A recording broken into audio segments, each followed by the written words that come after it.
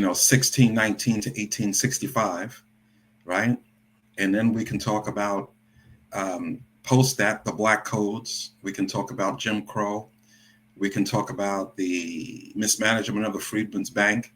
We can talk about the federal highway situation, all those things. We can talk about redlining, you name it. The politics is meant to support the economics, or it's meant to diminish the economics, depending upon, what side of the policy that you're on. Welcome to Profound Conversations, a dynamic broadcast platform focused on building healthy communities.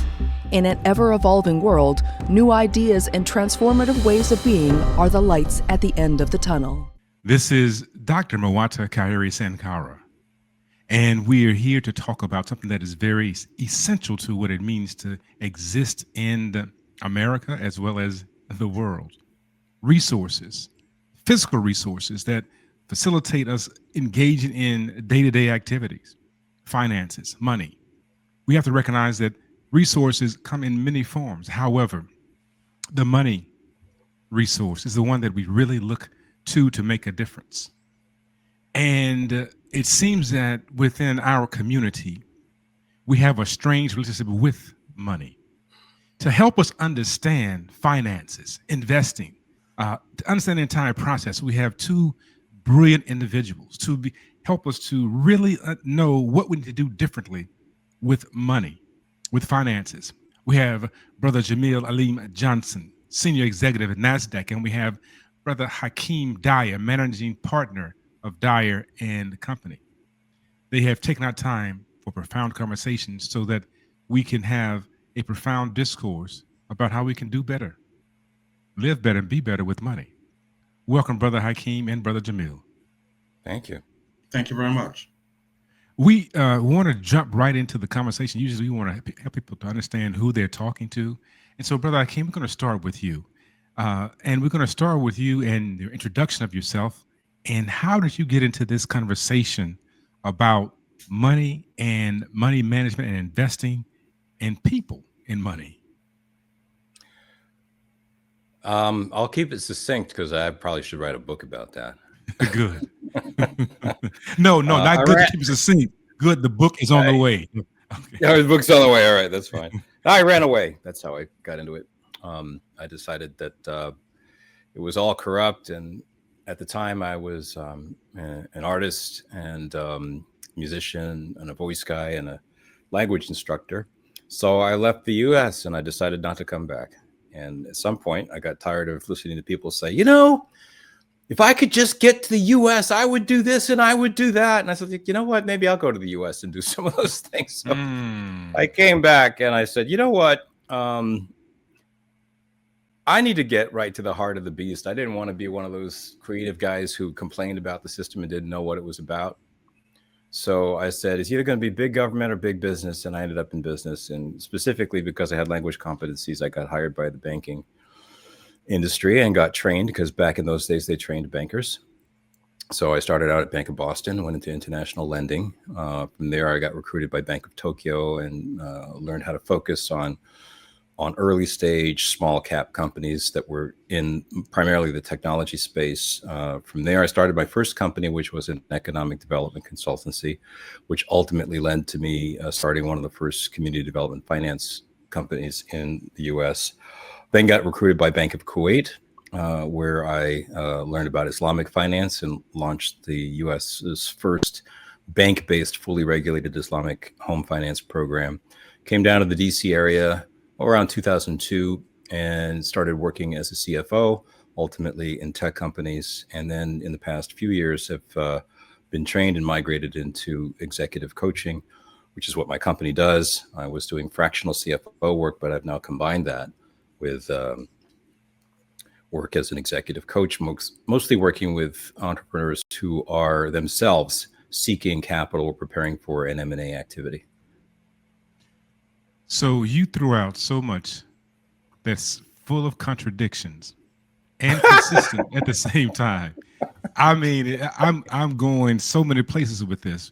Right. I mean, I start off with a creative in business. That doesn't, I mean, those two occupations are on opposite end of the spectrum. We talk about this in psychology, about this, the various occupations that people have. And so a creative in this space. Then you talk about the issue of mastering multiple languages, and you talk about the various spaces that you have done finances, Kuwait and Tokyo. I mean, it is filled with so many nuances. This is just not going to be enough time, because just to get to know about you would be just amazing. But I am curious, right? So a musician, a creative type, your instrument was your voice.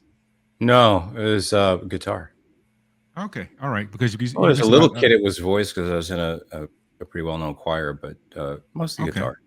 Okay, I'm a percussionist, so I was listening, and so I was excited about that part, as well as the rest of it, right? The issue of banking. I want to get a little background on brother Jameel. How did you get into this particular space, this domain? Do you have the same kind of contradictions going on, or is yours pretty straightforward? Let's go. It's kind of a circle, I would say. I kind of went in one direction, attempting to go someplace else, and made a circle and ended up right back where I was trying to go. Just to give you a quick background, I attended University of Virginia, go Hoos, and I majored in economics there with no reason intention in going to Wall Street and so on and so forth. I actually had an opportunity after I graduated, but had also done some political work on a Congress member's campaign during that summer. No interest in working in politics. And then by the beginning of the following year, after he had won, I got offered a job at a Wall Street bank, and then I got offered a job in the congressman's office. That's probably been the biggest fork in the road in my life. I ended up taking the job in the congressman's office because I wanted to help my community. By being involved, I saw how little our community understood the political and the civic process. So I worked for him for about a year and a half, and then I spent the next 10 years in community economic development, working for what they call LDCs, local development corporations.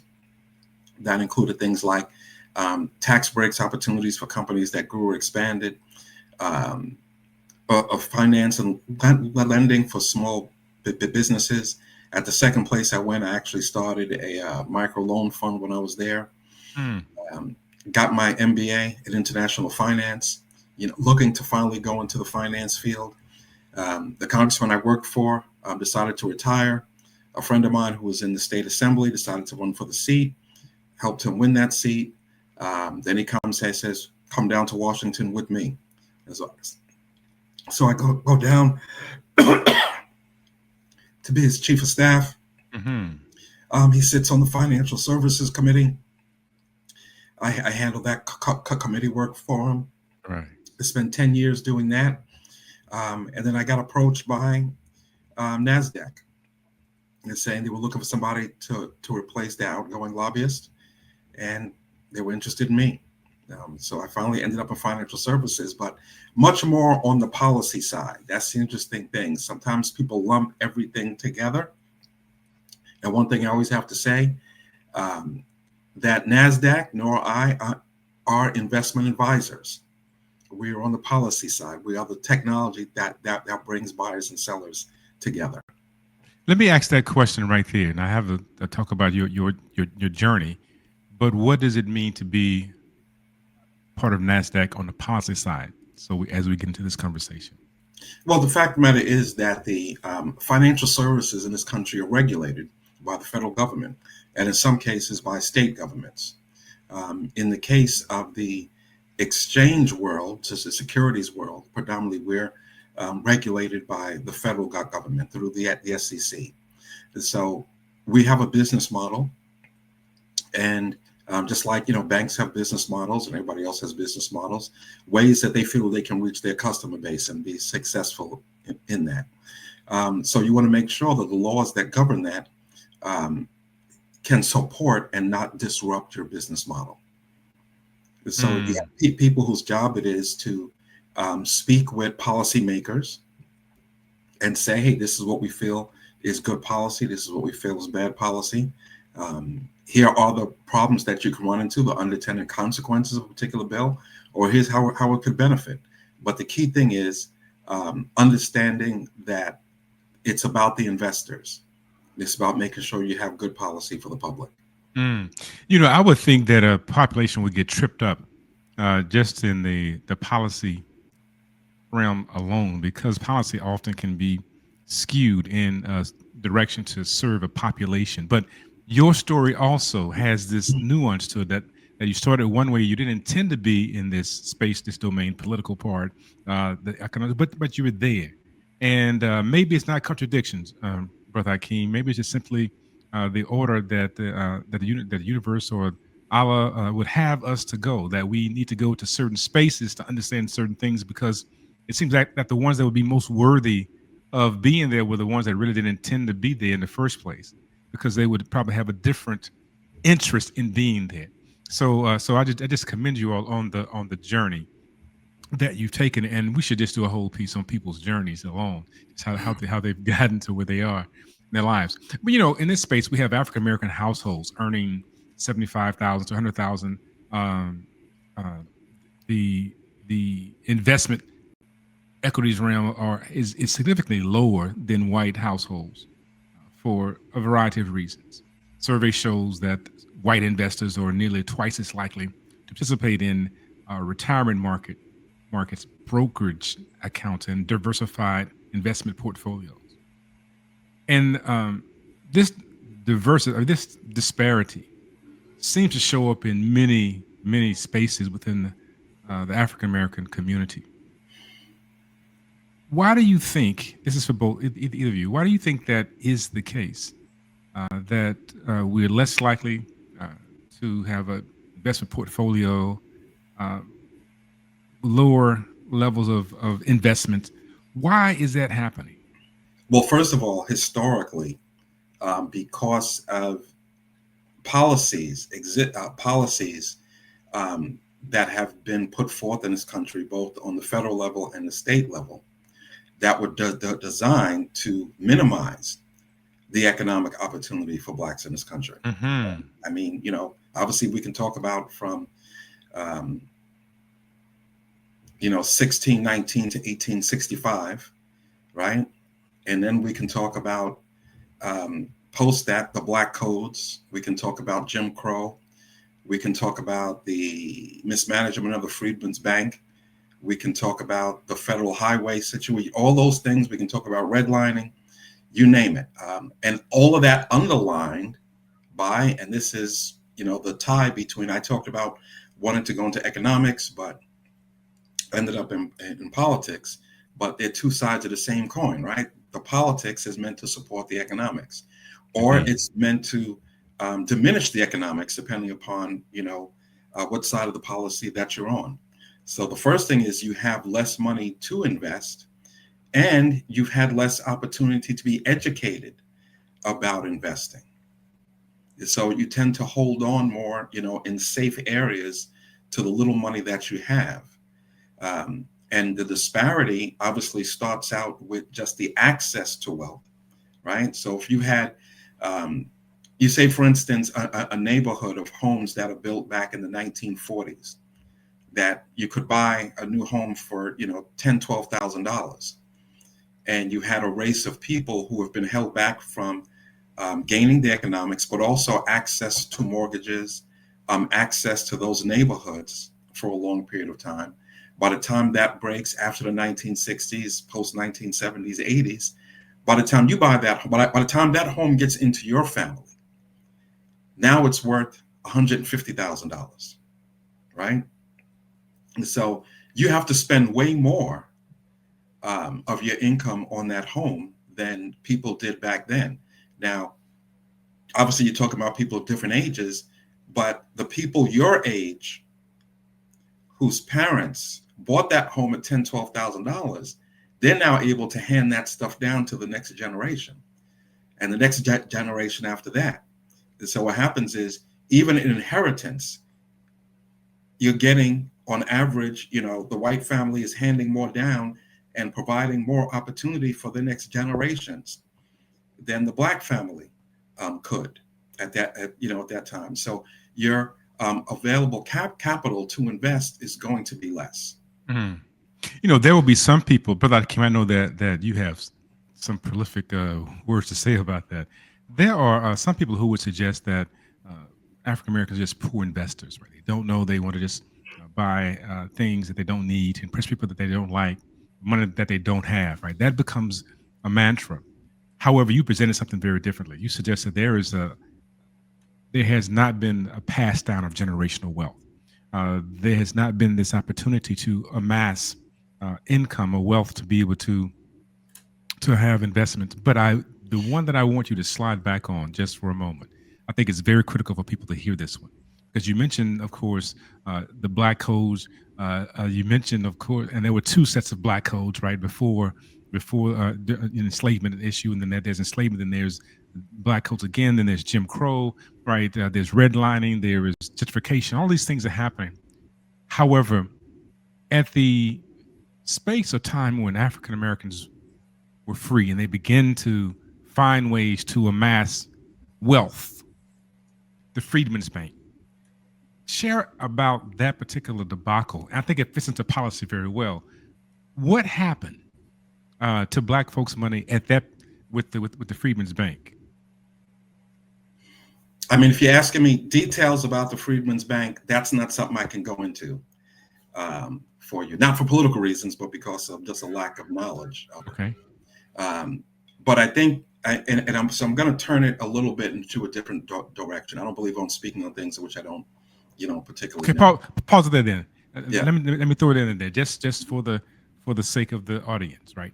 So I'm going to give an abbreviated version of the Freedmen's Bank Reconstruction. Black people having money, and they found ways to make money, selling pies, cakes, things on the railroad. They found various ways to have some entrepreneurial activities to take place. Investing their money in the Freedmen's Bank. I'm shorting that conversation because it gets deeper. The bottom line is that one day at one time they go to get their money out or go to see the bank. The bank is no longer there. Their money is gone and nobody is accountable for it. So there have been these opportunities to amass wealth, but however, there have also been these things that have taken place that have taken the money back. It's like moving the chair from underpopulation.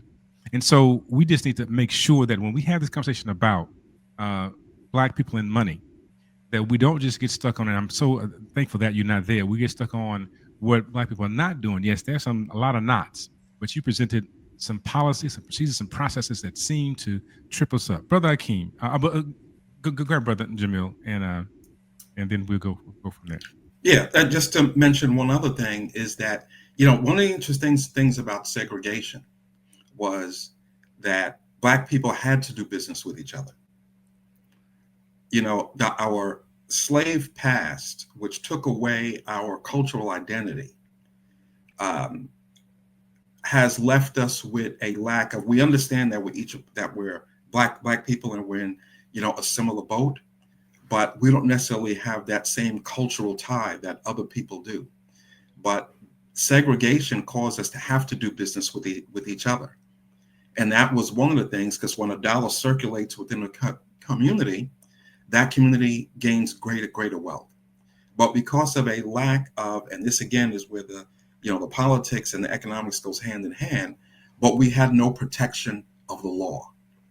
So when white communities around it became jealous of the black wealth, they could literally, with or without I should say, with the direct or indirect support of local law enforcement, they could just come and take it, and burn the place down, take the wealth, take over the land. So what we had built up was gone. And then we were starting all over again. And obviously not starting all over again, even on equal footing of someone who's white, who might be in similar economic circumstances. And so it's like you just said, even what we end up having ends up being taken away for so many years. Mm-hmm. Even that was different policies for blacks in that particular Freedmen's Bank. Brother Akeem, I know that. Yes. I'm enjoying this. This is great. Brother Jameel, he's spot on. So what is it that we need to know right now? We know about being tripped up. We know that the way that they even took money in the Freedmen's Bank for blacks, it was a whole different mode of investment. And again, people need to know that it was a different policy, which was very horrific, very deceptive. in this space, in this time, and it's some of those things still are happening. But Brother Hakeem, what is it that we need to think about? What do we need to do? You have Dyer and Company. What do we need to think about doing? How do we do better with money? All right, I'm going to say some things, and if I go overboard, you're going to calm me down. Okay. Go for it. This is a You're a topic. man who left the country, so yeah. I look. I know. Every now and then I need go. to stop. You know, like, accounting. Everybody needs to learn some accounting. I tell my clients accounting because I approach these things as like a language teacher, right? Accounting is the grammar of finance, right? If you're losing in finance, it might be that you're illiterate. Maybe you should learn how to speak that language, right? So I'm just going to build on what Brother Jameel was pointing to, right? And something my mother, God rest her soul, said, you can't know where you're going unless you know where you've been, right? And that's what he's been pointing to.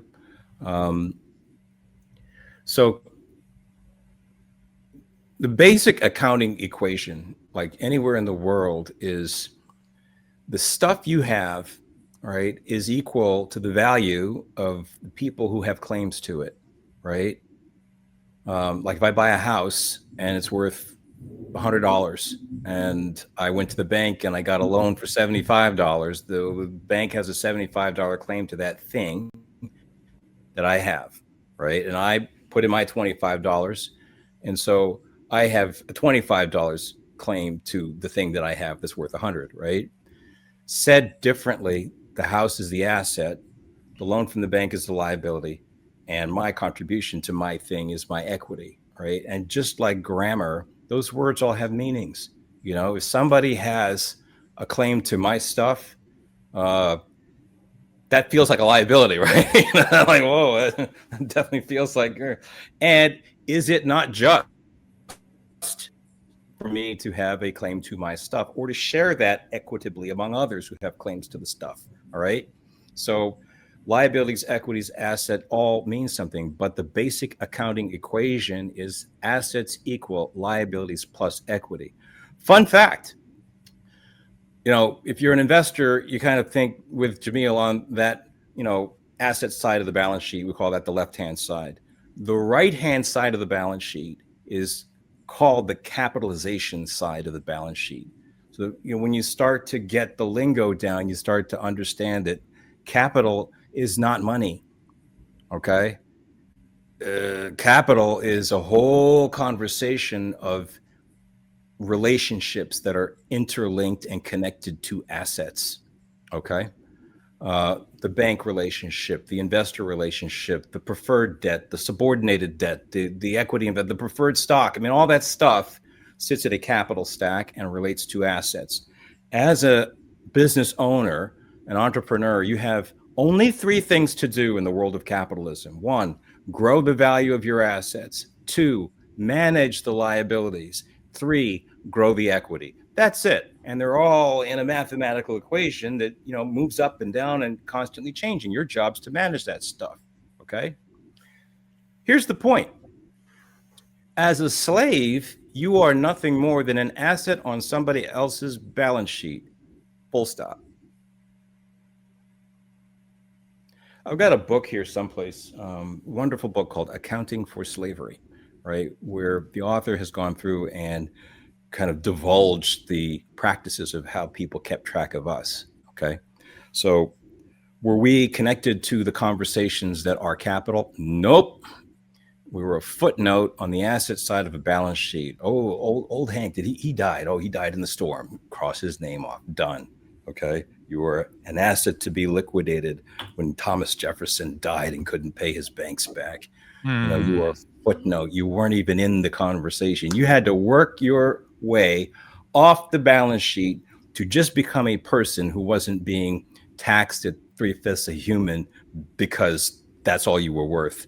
Okay. It wasn't even that you had citizenship or were even a person.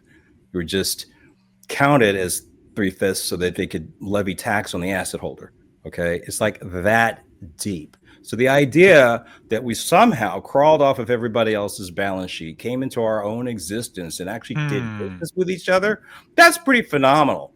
I mean, we should have been stamped out a long time ago, but somehow we're still here and doing business and talking and saying, hey, you know, that fine document called the Constitution, let's amend that so it actually makes sense. All right.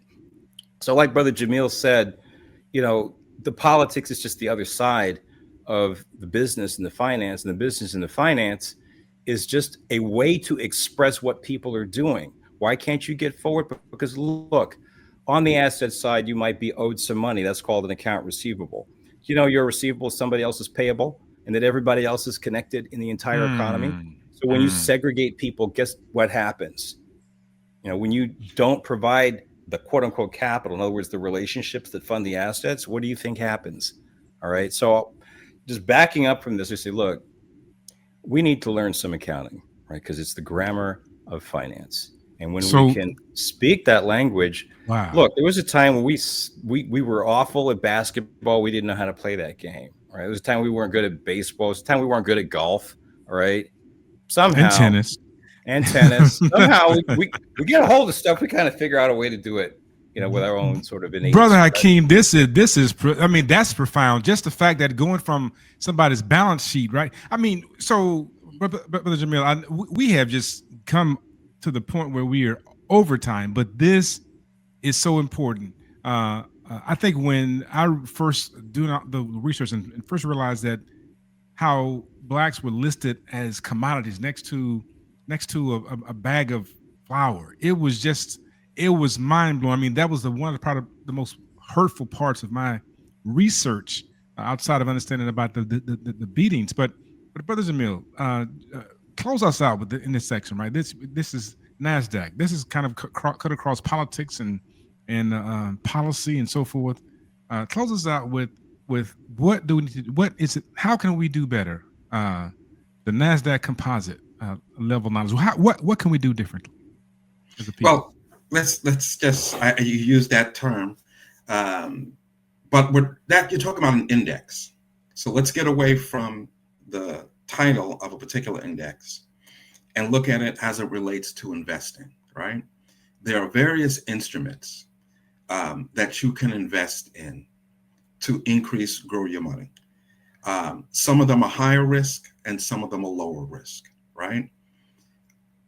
One of the things that it's shown that blacks, even where they may not have equal assets or equal net worth, but the savings rates between blacks and whites aren't that different. The issue is many times where you put your money. Because of a lack of education, and I don't mean education in the sense of gone to school, getting degrees and so on and so forth. I'm talking about knowledge of money, being passed down, how you invest your money. We're still very much behind in that. We tend to invest in safer, lower yield instruments, money market accounts, savings accounts, CDs, as opposed to others who invest in the market. One of the greatest, the two greatest builders of wealth are real estate and the market. And you can use the benefit of indexes is they tend to provide a diversified portfolio. And the market overall, yes, it has its ups and downs if you look at it short term. But if you start looking at it over 5 and 10-year periods, what it does is this. And my finger's going up and down, but it's mostly going up, right? So if you do something like referred to as dollar cost averaging, you say, look, I'm going to pick a fund. It may be a fund based on the S&P. It may be a fund like the QQQs, you know, the Nasdaq 100. Maybe a Dow index, you know, a Russell related index, which basically takes a group of companies, publicly traded companies, in most cases, takes a group of them and says, this fund is going to buy a certain amount of shares of this stock, that stock, that stock, that stock, so on and so forth, right? And you can help provide money to buy those, and you're going to own a share of that fund. So if you decide, hey, I'm going to put aside, like they say, pay yourself first. I mean, make sure you pay your rent or your mortgage first, but pay yourself first. That partially means living. You don't have to max out your living based on what your every month or every 2 weeks or every week paycheck is. Pretend you're living a little bit lower by taking a certain amount of money of every check and putting it into one invest in these funds. So you put the same amount in. That's called dollar cost averaging. So $100, $200, $250, Dollar cost whatever you averaging. can afford. And you invest it into these funds that are invested in the market by money managers, by fund managers. And you will find that your wealth will increase over time. And it will not increase at 1%, 2%, 3% like the banks are offering you. It'll increase at 7, 8, 10, 12, depending upon how well the year is going. You invest in real estate, will be direct, whether it be through a REIT or just by buying. You put money aside, buying real estate, if you want to become a more sophisticated real estate owner, look at the cost of real estate over the years. Yes. If you had invested money in a home or in a townhome, I remember when I first moved down here to Maryland, a townhome was going to be like $150,000, $175,000. They're building townhomes for $500,000 now. And so it's And higher. it's taking a bit more risk. Yes. But it's not dramatic risk, because many of these portfolios and these funds are diversified. So that when company A is having a tough time, company B is doing better. But because you're also not in it for the short term, what tends to happen, people look at the market, they say, oh, the market went down. What happened to my investment? Well, if you're doing dollar cost averaging, you know what you're doing? That same amount of money is buying more shares of the same stock, buying more shares of the fund, so that ultimately when it goes back up, you actually own even more. Wow.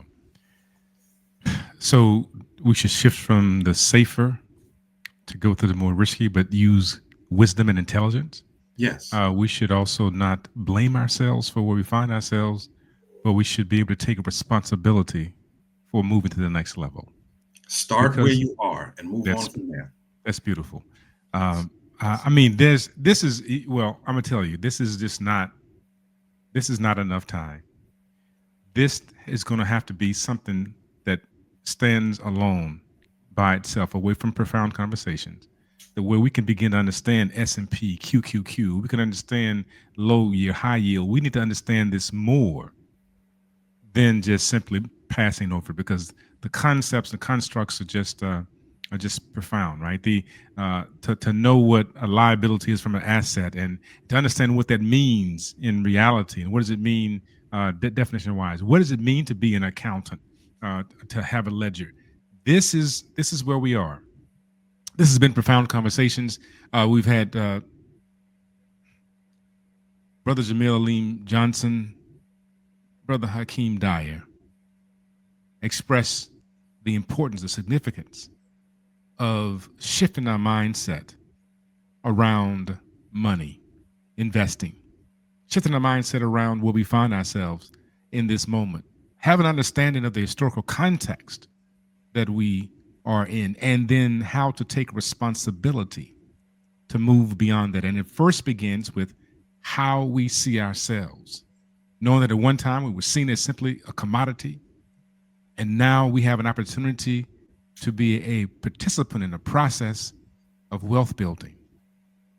But we first have to see ourselves as being worthy of building that wealth.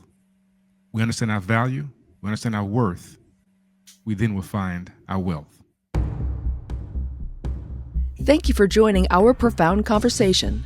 If you found this episode helpful, please subscribe to our podcast and then gift this information to a friend or family member using the share button. You can find our show on all social media platforms, as well as on our website at profoundconvos.com.